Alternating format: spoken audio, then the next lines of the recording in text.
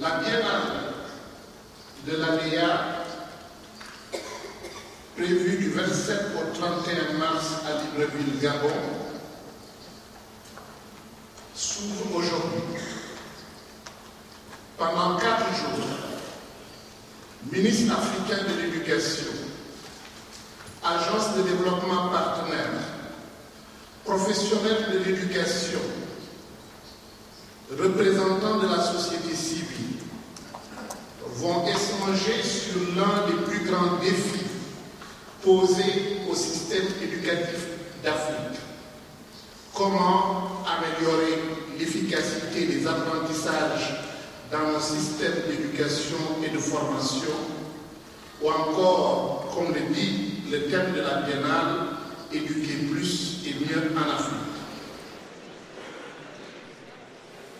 Things cannot continue the way they are now.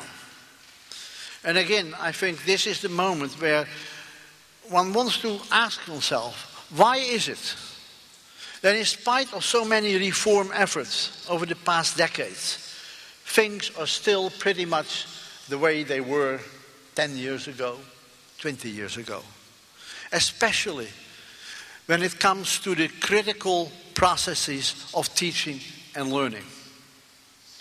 Can we think about, and do we have experience with successful local capacity building strategies? What do they look like? Are there experiences we can learn from? And I think one of the things that I hope can happen is if there are people who are familiar with some successful experiences, who can provide some insight, that we have in the next 2 days the opportunities to learn from that. The ADEA Biennales are unique in the sense that they focus on policy dialogue between countries, bringing ministers and ministerial staff together to exchange experience.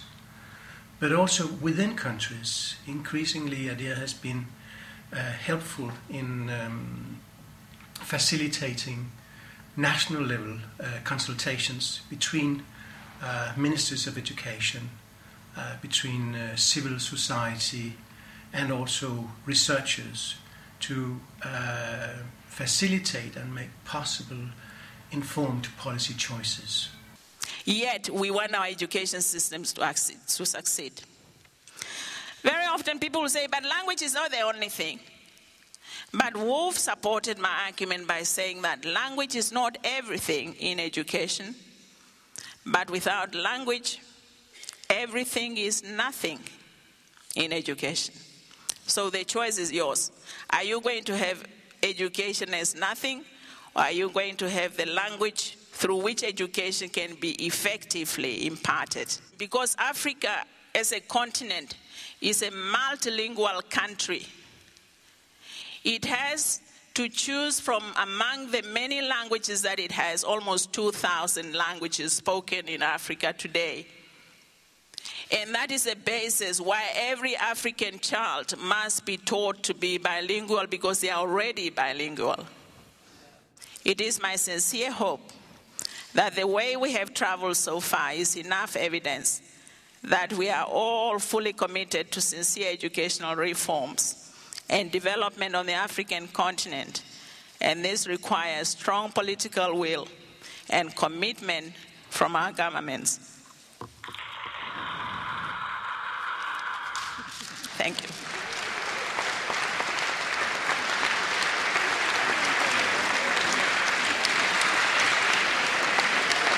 Who would have the courage?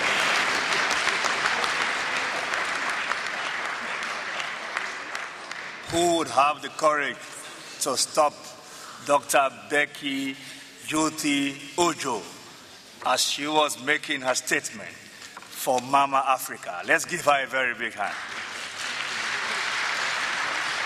La biennale représente l'une des opportunités uniques où 2 ans, toutes les 2 années, on met sur la table les expériences, les visions partagées, les dynamiques nouvelles qui se développent aussi bien dans l'école que dans l'environnement de l'école.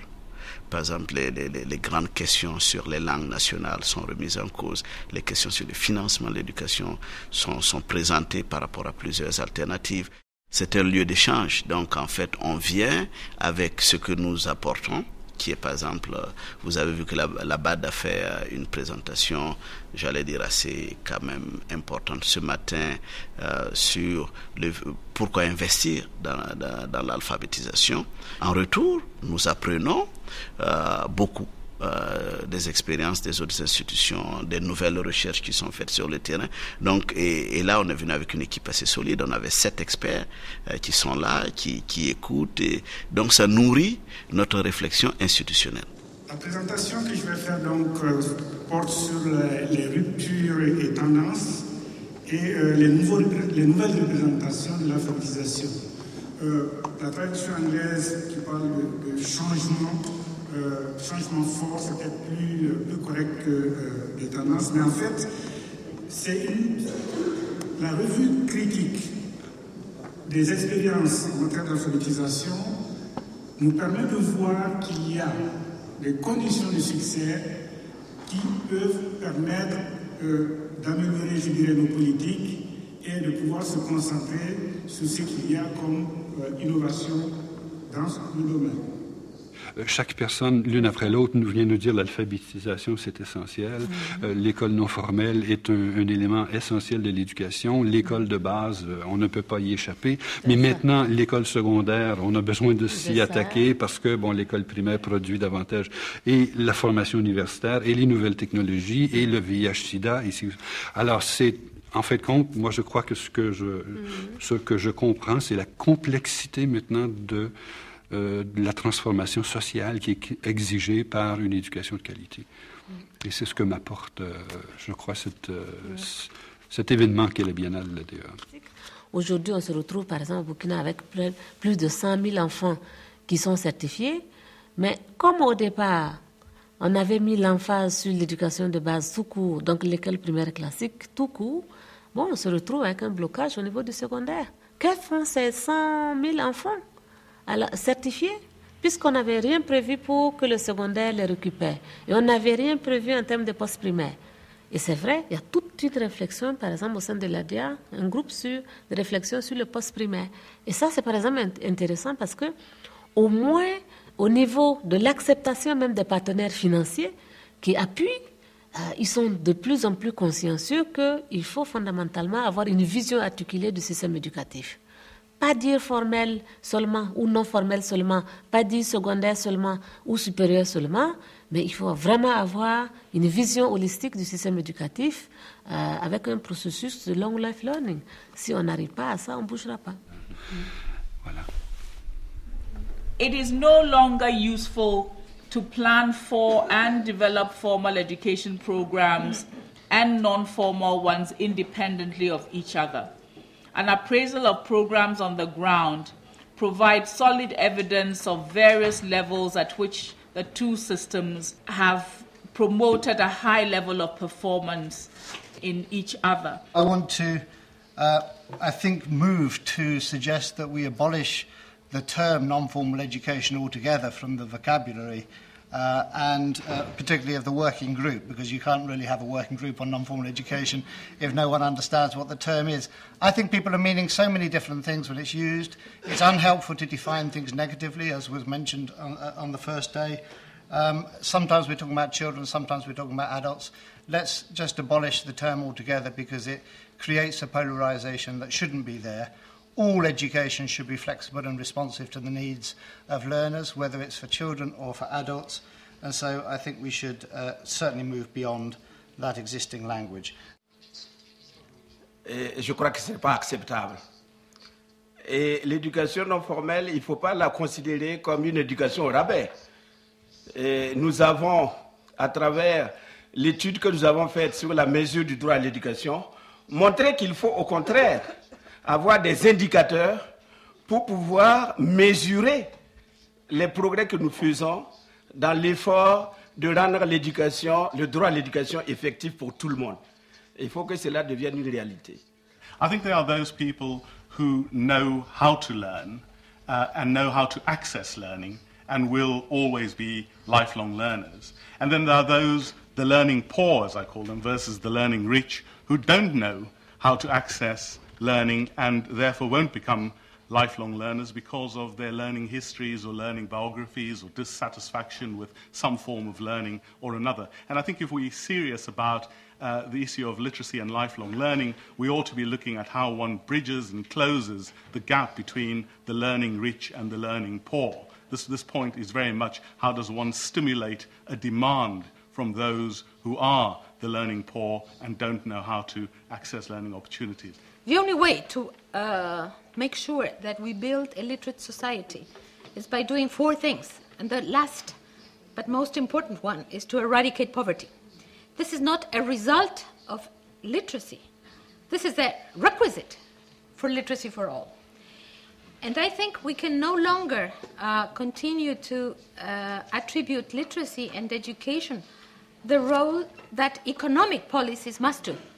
La chance de l'ADA, c'est vraiment de mettre ensemble tous ces acteurs. Et c'est surtout de permettre l'expression de tous ces acteurs. Si vous avez écouté, par exemple, au cours de cette biennale, mais vous avez à la fois des philosophies complètement différentes.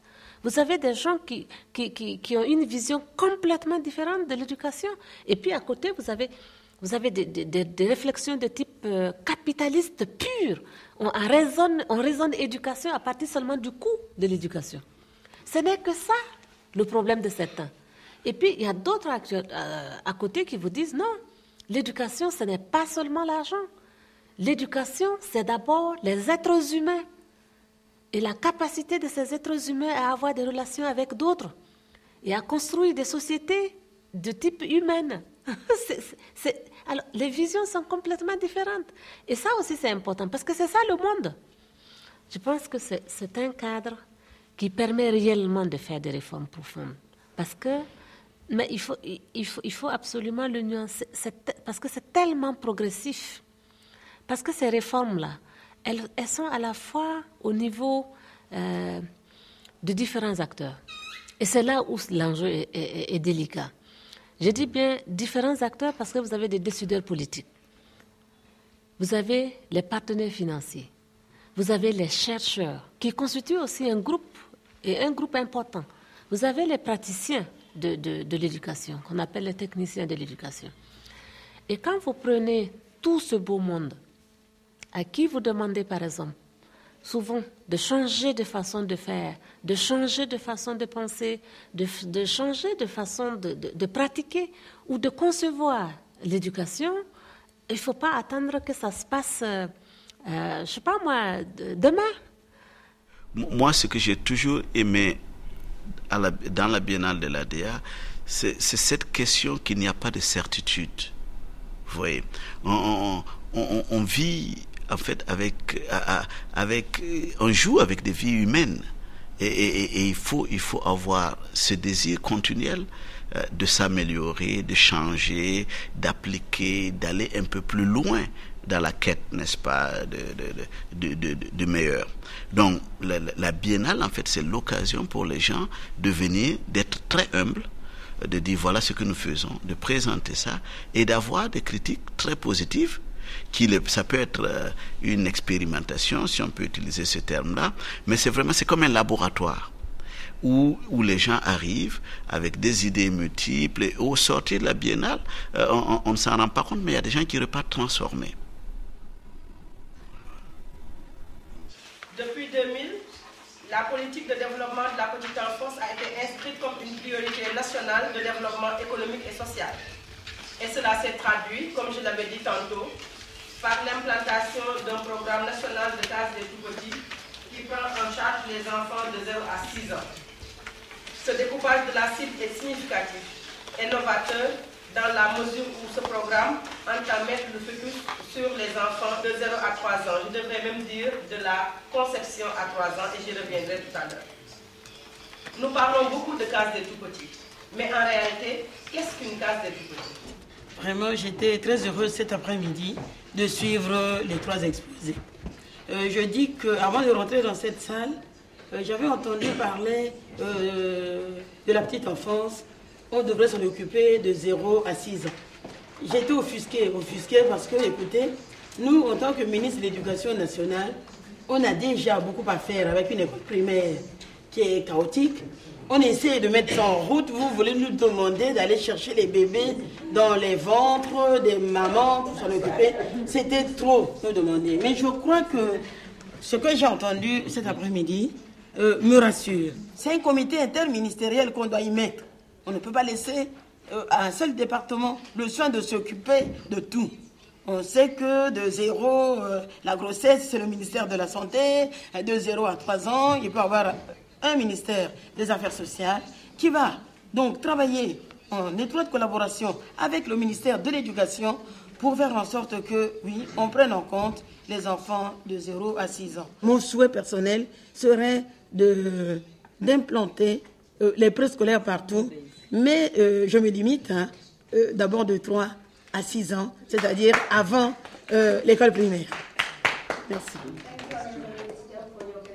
Mais je crois que de nos débats, de ce que j'ai déjà suivi comme rencontre depuis que nous sommes arrivés donc à Libreville concernant l'alphabétisation, il y a un accent fort qui est mis sur cette éducation pour tous, mais une éducation de qualité pour que l'enfant puisse, à la limite, apprendre et être formé pour la vie. Et à partir de ce moment-là, peut-être que nous allons éliminer ce que tout le monde qualifie aujourd'hui d'un alphabétisme de retour. On va à l'école, on quitte l'école et puis on ne s'intéresse plus à la culture, à la connaissance. Et je pense que si nous prenons en ligne de compte, nous en tant que ministre de l'Éducation, on prend vraiment en charge la formation de l'individu dans sa globalité, comme on nous le présente actuellement, nous irons beaucoup plus loin et nous allons peut-être aussi éliminer l'analphabétisme. Mesdames et messieurs, nous avons durant cette biennale fait un double constat. D'une part, nous avançons. Il n'y a plus de jeunes enfants qui vont à l'école primaire et donc il n'y en a plus qui quittent l'école primaire et vont frapper à la porte des écoles secondaires. La demande pour l'éducation secondaire augmente et augmentera durant les prochaines années de manière très significative. D'autre part, les experts nous l'ont dit encore une fois ici, 5 ou 6 années d'éducation primaire ne suffisent pas. Ne suffisent pas pour la littératie, ne suffisent pas pour que les jeunes acquièrent les compétences nécessaires à une citoyenneté active plus tard, à être économiquement productif. Donc, c'est toute une nouvelle problématique qui s'offre à nous. Comment passer de l'éducation primaire pour tous à l'éducation de base qui inclurait le premier cycle du secondaire pour tous? Il faut pourvoir les écoles, recruter, former les maîtres. Il faut revoir les programmes d'études, les approches pédagogiques. L'on a beaucoup parlé de l'approche par les compétences. Et alors, comment évaluer les compétences et finalement comment attester des compétences acquises pour faciliter l'entrée des jeunes à la sortie de l'école sur le marché du travail et dans la vie adulte. Que d'interrogations, que de défis. Est-il donc temps de songer à un modèle africain du post-primaire en éducation?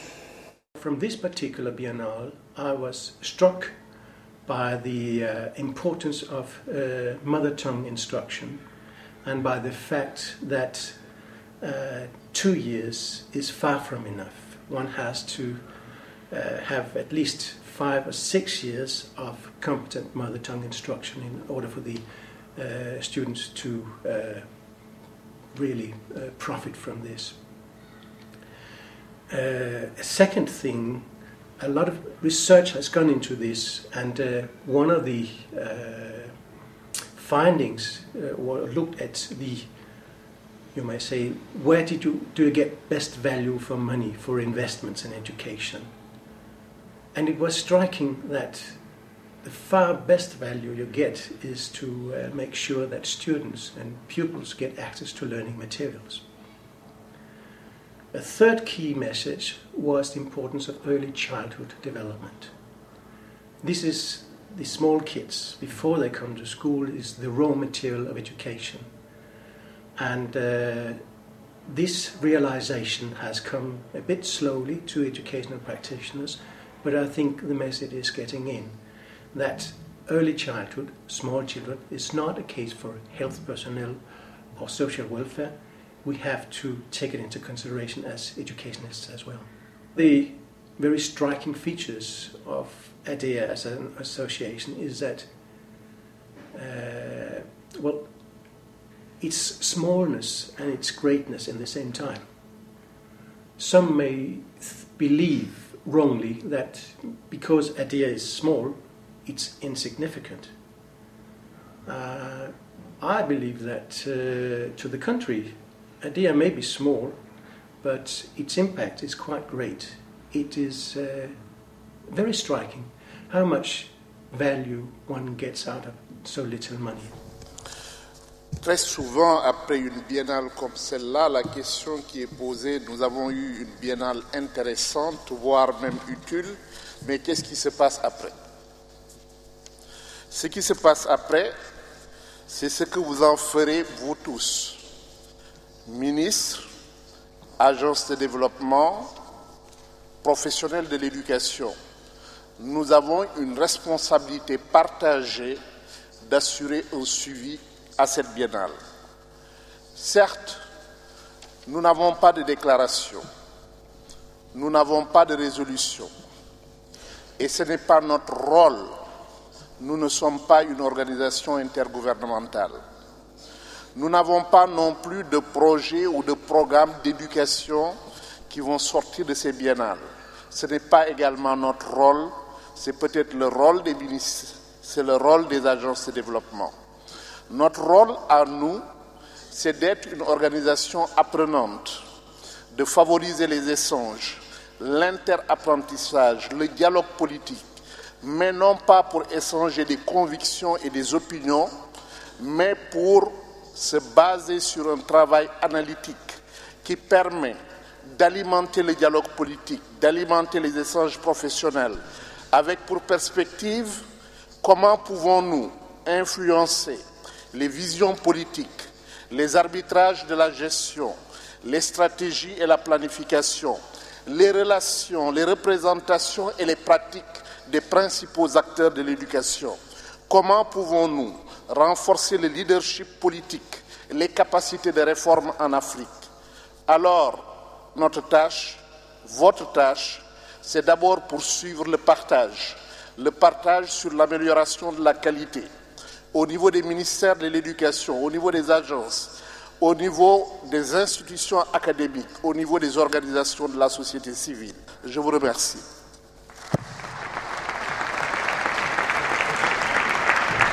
La première des choses de l'après-biennale, de toute façon, il y aura d'abord le rapport de mission qui va insister sur ce que je souhaiterais faire. Parce qu'il y a toujours des perspectives. On disait, vous avez été à une réunion, vous rapportez quoi? Ça, c'est la phrase du chef de l'État.